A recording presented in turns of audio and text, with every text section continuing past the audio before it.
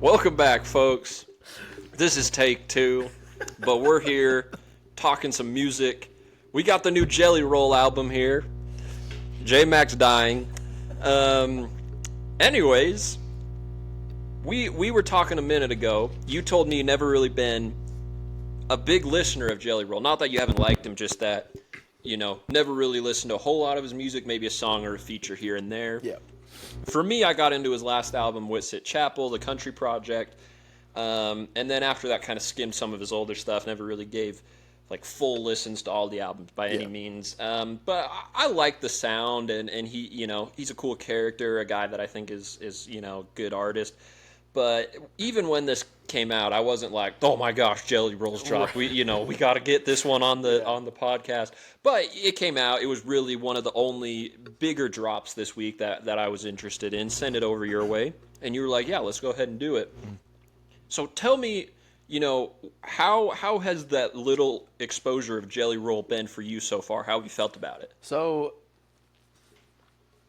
yeah, I've really only heard like a song or two, and then like the feature on the Eminem song, the temporary song. I have friends that listen to him, and at some point they've all asked like, "Oh, do you like Jelly Roll?" And I always reply with yes, but not because like I know his music, but like I really love his voice. Okay. I think he has an incredible voice.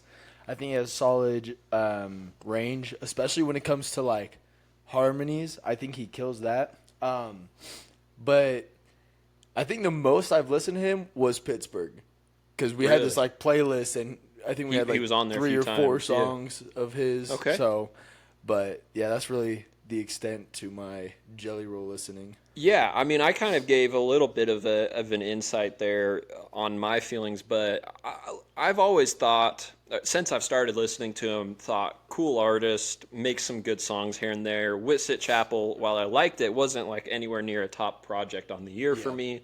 But definitely he made a couple of my favorite songs last year, Dragging My Roots and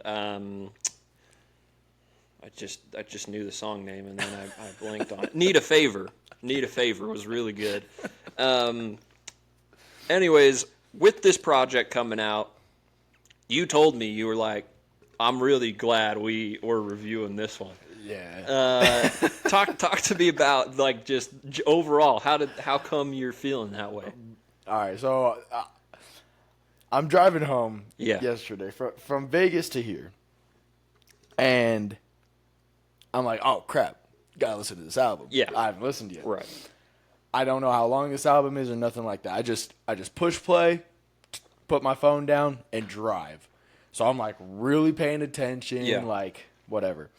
First song goes, and I'm like, "Wow, like kind of good." Like what the heck? Second, third song, bro. By the fourth song, I'm emotionally invested into this entire album. So by the end of this album, like, I'm on this like little journey. I'm like getting hyped at sometimes. I'm like getting kind of sad at others and feeling real emotional. Yeah. And I am attached emotionally to this album now. Okay. Wow. I think overall, like with features and like the different types of genres that he touches on, and you can see like inspiration get pulled from here and there. Yeah. I just think it was such like a very good, very full album that I didn't really see any like blemishes. So wow. All right. Yeah. I mean, I don't know if I felt that high on it, but I listened through the first time, and I was kind of like a casual listen. I was doing other stuff, just getting the feel for it. And if you kind of do it that way, I will say it's a little bit not monotonous, but you feel like you're getting a lot of the same things. Mm-hmm. Like a lot of the similarities on songs stand out if you're just kind of giving that casual listen. Yeah. But it was that second time when I really was like trying to get a feel for like the concept, the lyrics, all of that kind of stuff, that I was like, this is really good. Yeah. So I was a big fan of the album as well. Let's talk a few specifics here. Talk to me about the production. Obviously, very different from like our normal thing where we're reviewing hip hop beats and that kind of stuff. Talk to me about the instrumentals on this one. Yeah, so I ended up, bro. I am so high on this album, so you're gonna see a lot. You're gonna see a lot of high numbers here. I give the production a 9, because even though it's a country album, like I said, you can hear the different genres that he's taking inspiration from. Right. Like a couple tracks, I'm hearing some hip hop beats, and mind you, I just told you this right before we started recording, but didn't know that he's been around the music thing for a very long He's time. been here. 2011. Yeah. Was a rapper, hip hop artist, Yeah. so he's done this. Didn't know that. So I'm hearing all these like hip hop drums and hi hats, and then I'll hear like a little bit of blues and like this church choir. And Yeah. So all of these different genres. So I think getting splashes of different genres was really cool. It kept me intrigued and kept onto my attention because at times it's hard to switch up country, like the country sound. Yeah. So when you can implement different genres, it makes it, for me, it makes it a better listening experience, and it just makes it easier to stay entertained. So, Yeah, for sure.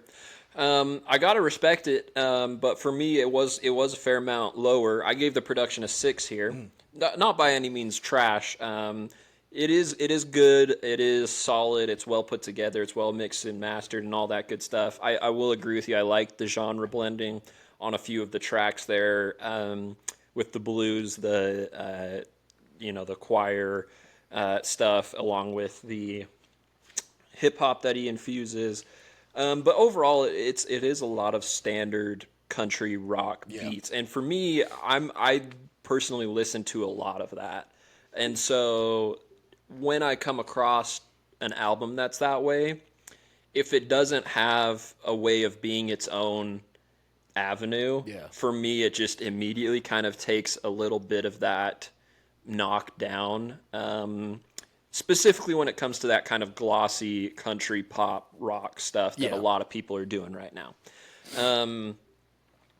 That's a whole other discussion for another time where I could talk for way too long about country instrumentals today. But overall, it was solid.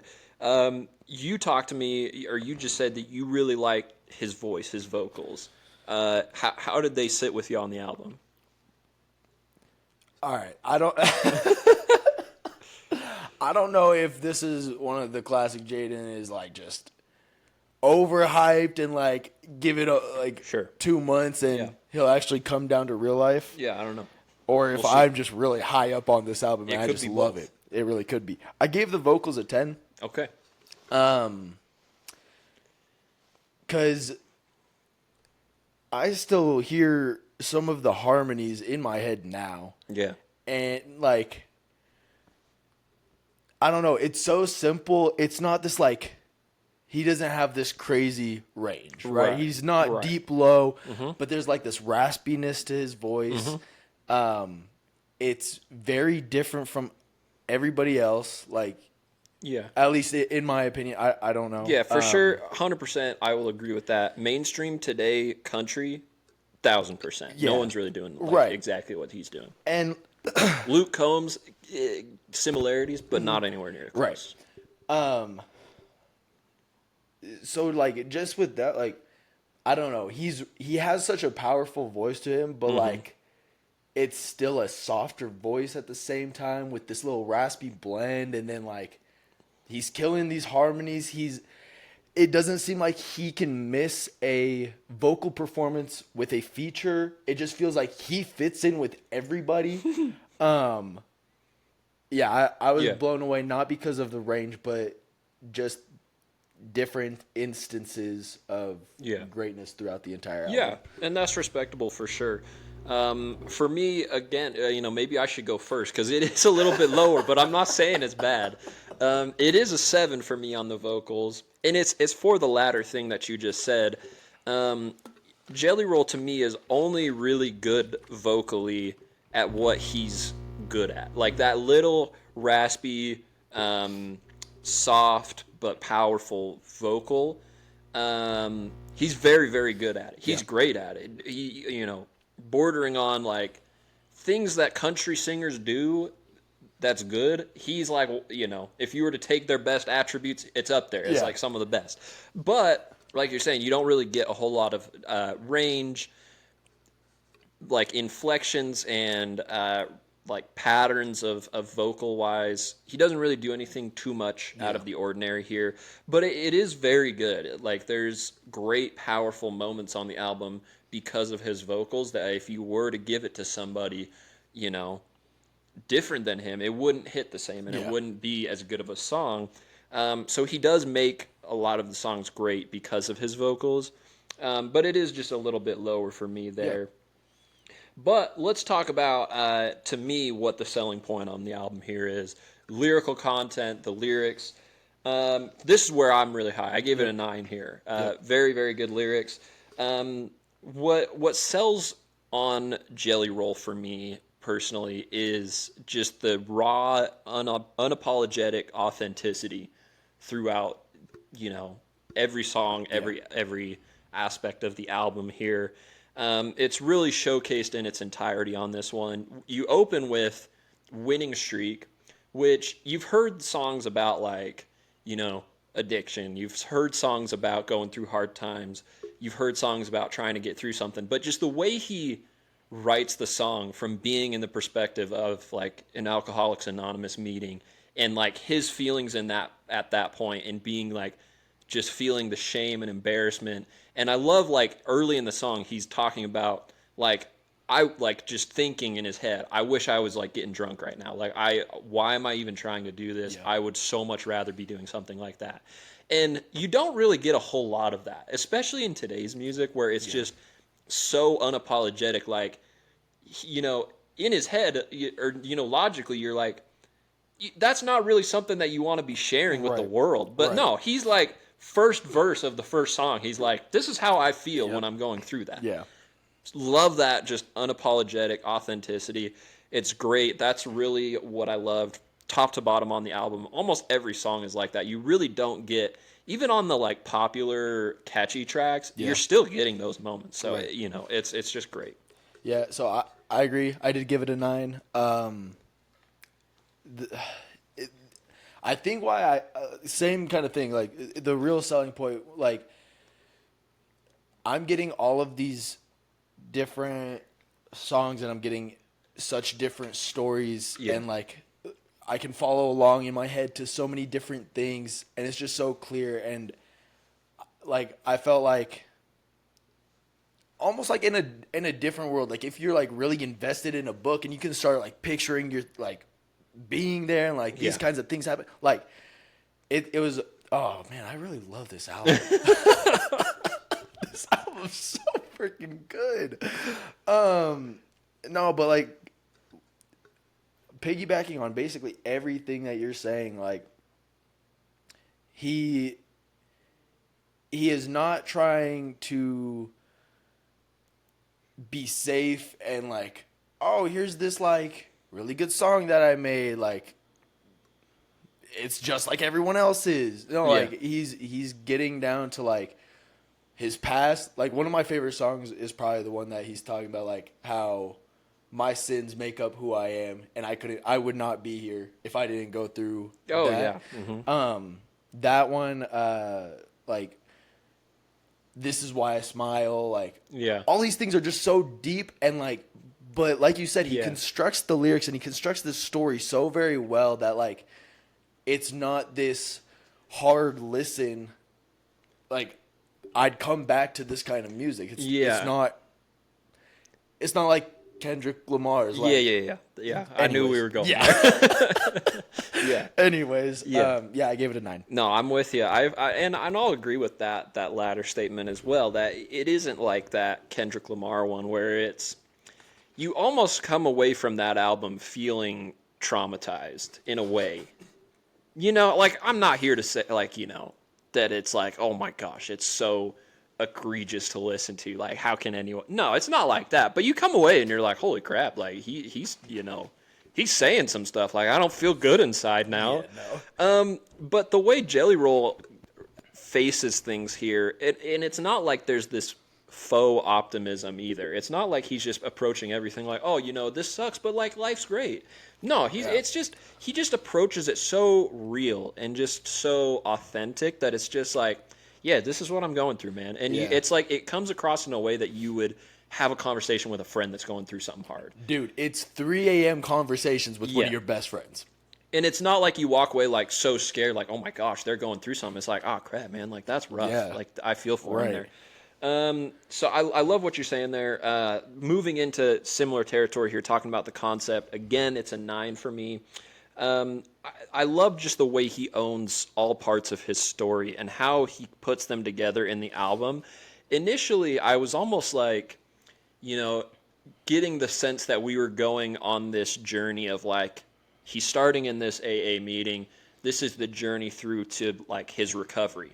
But pretty soon, a few tracks in, you get the sense like this is not like point A to point B. We're getting better. Like this is roller coaster up and downs, hardships, backslides. Like you're getting all kinds of just challenges and then instances of hope and high points and then lowest of the lows. And like you're just getting all of these back and forths that I think really reflects the reality of life. And so I love the way that he put that together to not just be a point A to point B journey or like, once you get here, you're good. I love that it's kind of this all over the place, but yet telling a story throughout it of kind of working through that process of trying to get through your struggles. Yeah. Yeah, I ended up giving it an 8. I learned that if you read the little descriptions in Apple Music, it kind of helps you figure out what the heck's going on. Yeah? But I basically just piggyback with what you said. There's not really else that I could really say because that is what the album is. I think he does it very well. And I mean, I like you're saying, like I was a little surprised too that it wasn't like this. Here we are, or here. This is where we were. Here we are now. Life's great. Life's dandy. No, like still struggles. Like I said earlier, talks about how his sins. Like he hates the things that he did in the past, but like he is who he is today because he did those things in the past. So, yeah. Yeah, for sure. I'm seeing where your pattern of how you feel about this album is going. So let's see if it continues. Let's talk about the features here. You mentioned earlier you really like the features on this one. Yeah, I think the features did solid.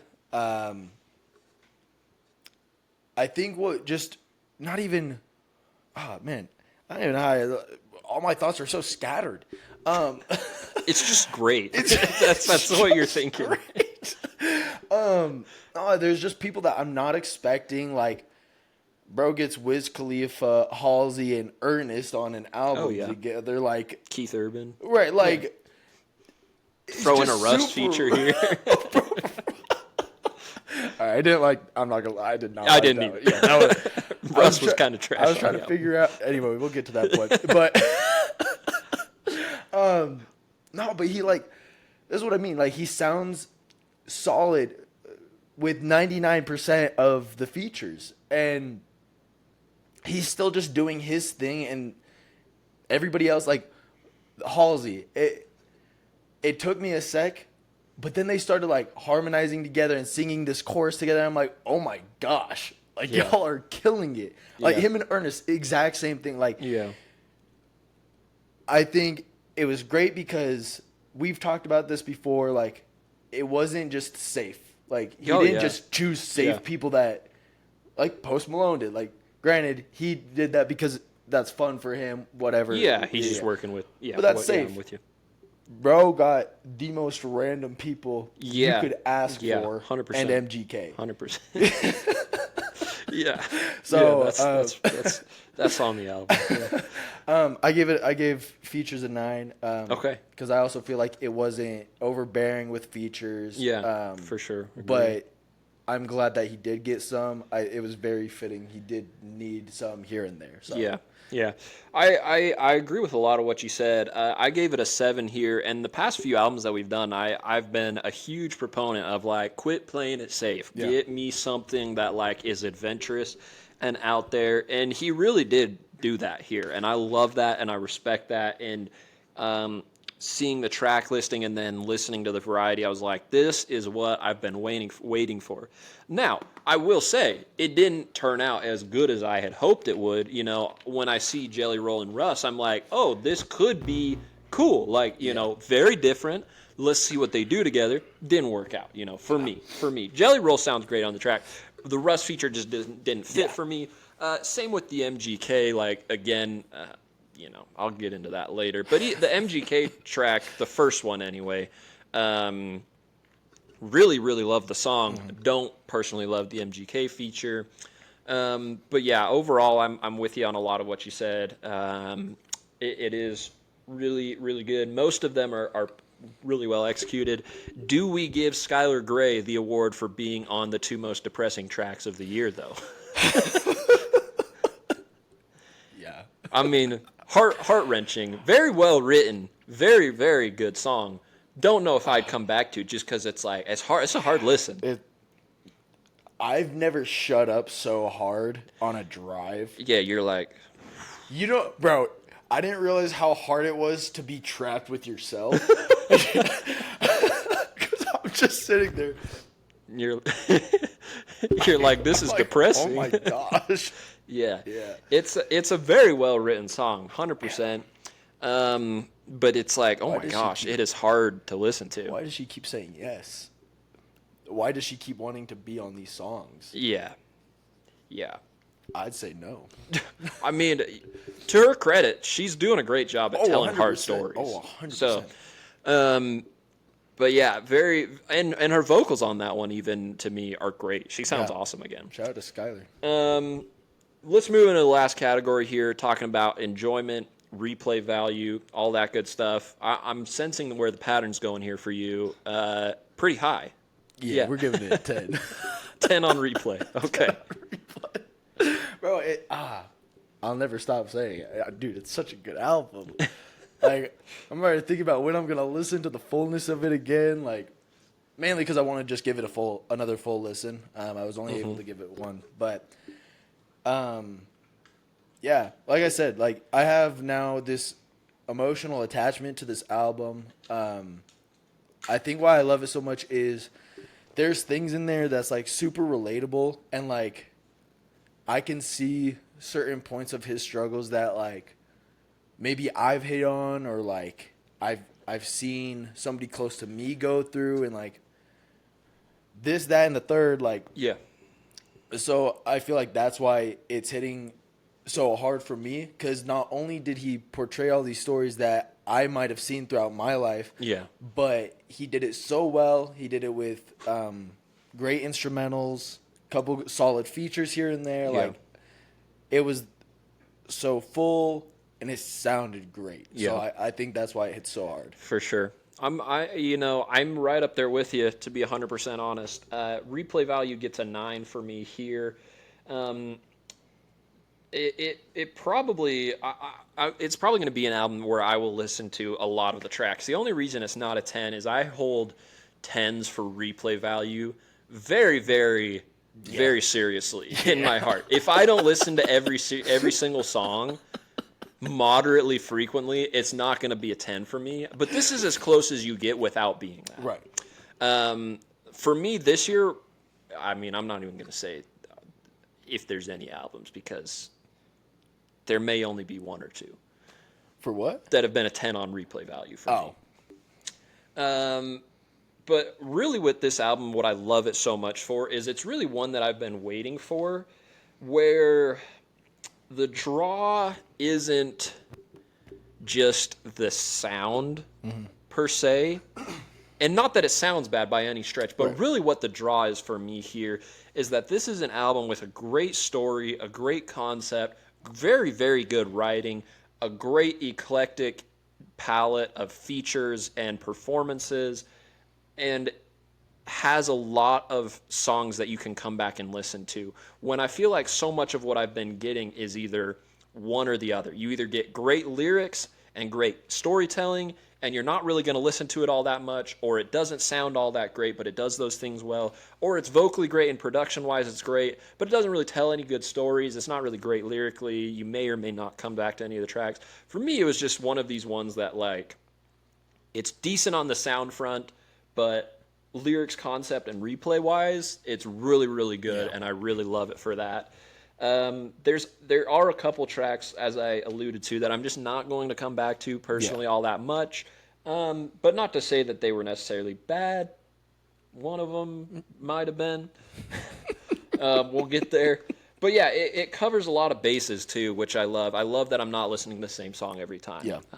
So that's the replay value for me. Let's get into the best, worst, most underrated. Let me hear it. So, best is either Get By or Heart of Stone. You like that country or that college football track? That's their like commercial theme song. This year. Is it really? Get By. Oh, that's dope. Yeah, Wait, is it that one? I might drink a little. Yeah. That's the one. I might smoke a lot. Yeah, that's a great song. Yeah, it's really good. Also, I don't think I've ever so with best, like I always find the one that's like streams the most. I don't know why. Yeah, upper streaming numbers is and sometimes it is. Honestly, this is one of those albums that it could have been a lot of different ones, not even just for like streaming numbers. I'm with you. But anyways, that just kind of dawned on me. Yeah.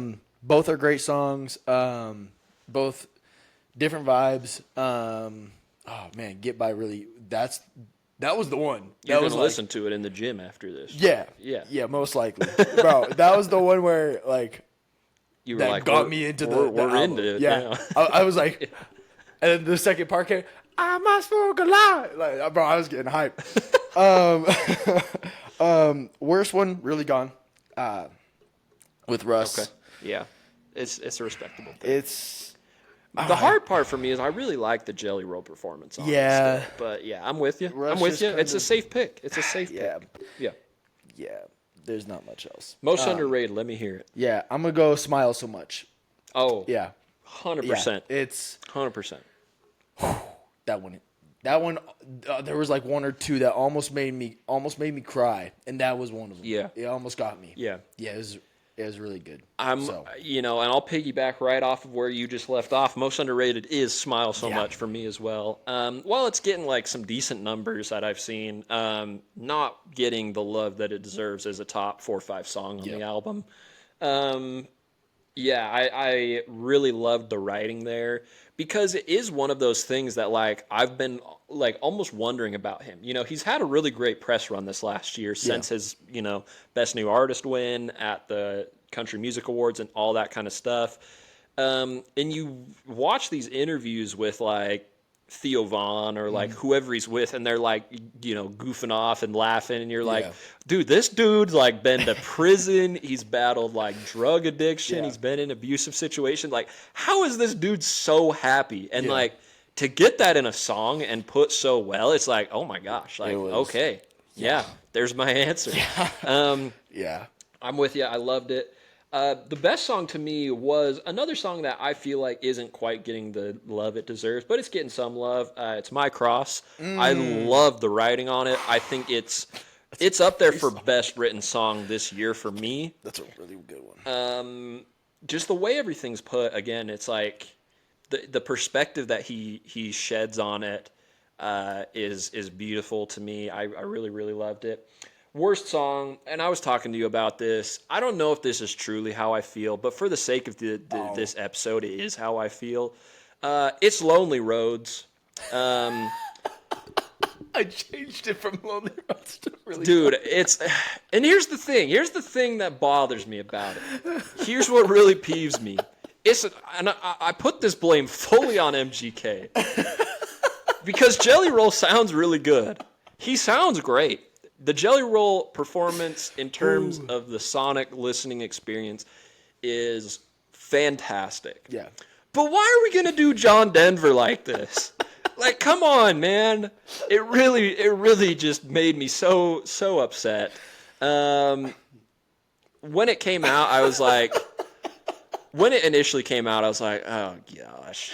Golly. Sending me Like a little clip. it was MGK posted like cowboy boots. You said MGK's going country. We were just both like, oh no. Yeah. That's what we got out. Yeah, it's really Lonely road. the worst part about it to me also is that, like, one, it's such a bad interpolation of the song, but two, like, it's so lazy. It's like, the John Denver track, like, stereotypical, sure, like, whatever you want to say about it, if it's not your cup of tea, that's 100% fine, but It's iconic. Right. It's like, country road, take me home To a place. right? Like, it just, the development is like, Yeah. it's classic. It's iconic classic. development. Right. But what do we get from MGK? Lonely road, take me home. Lonely road, lonely road, lonely road. Like, oh my gosh, dude. Do something decent. Holy crap. Yeah. Like I said, don't know if it's how I actually maybe feel about the worst song on the album. Because there's songs that, like, music-wise, I don't love as much. Like, the Russ feature is pretty bad to me. But, yeah, it had to be said. It had to be said. Someone had to say it. Because it's doing so well. It's streaming so well this year. It's really making me frustrated. So it needed to be said. I'm saying it. I stand by it. But moving into happier territory, the overall album for me, 7.8 out of 10. Yeah, so mine came out to 9.5. 9.1. Okay. But I don't know if it's my highest one, It's darn close. but it's up there. It's darn close. We're gonna see how If it makes a run. we're gonna see getting what's down up to with the this end of the year here. album of the year. Yeah. For me, in that conversation, it's real close to my 10 spot. I'm feeling pretty good on my top 7 to 9 right now. Yeah. Obviously, they're going to get another listen before we get into kind of end of the year territory. But country projects that have dropped this year, there's 3 that are hovering for me. Zach Bryan's project was super, super good. Yeah. Not the most replay value for me, though. And I like my list to be 10 albums that I love the performance and the replay value. Yeah. And so Post Malone's album falls on the other side of that. Like, I don't feel like it's the best executed album by any stretch, but I just shuffle that album and love what comes on. Absolutely. Mostly because I'm a big Post Malone fan, but also I just think it sounds really good. Yeah. This one is a close balance between the two, where it's like it has that good, performance quality, but then it also just has a lot of replay value for me. Or at least it feels like it does. So we'll see how it ages, but it's pretty close to that 10 spot for me. But it always makes me happy to see an album like this, like, reach so high. Like, just for me, like, just because I never want it to only be hip hop. Like, I love for, like, variety, right? But I also have to love it for myself. So, like, for this one to, like, hit so hard, it makes me very happy. So, but bro, I gotta update my list. Is this is this the feeling that rock and roll fans who were really hardcore felt when MGK went into the pop punk genre and they were all pissed off at him? Is this how they felt? Because if so, I'm sorry to you guys that I ever felt like that was a good album. That's all I have to say. Okay. Lonely road. Lonely road.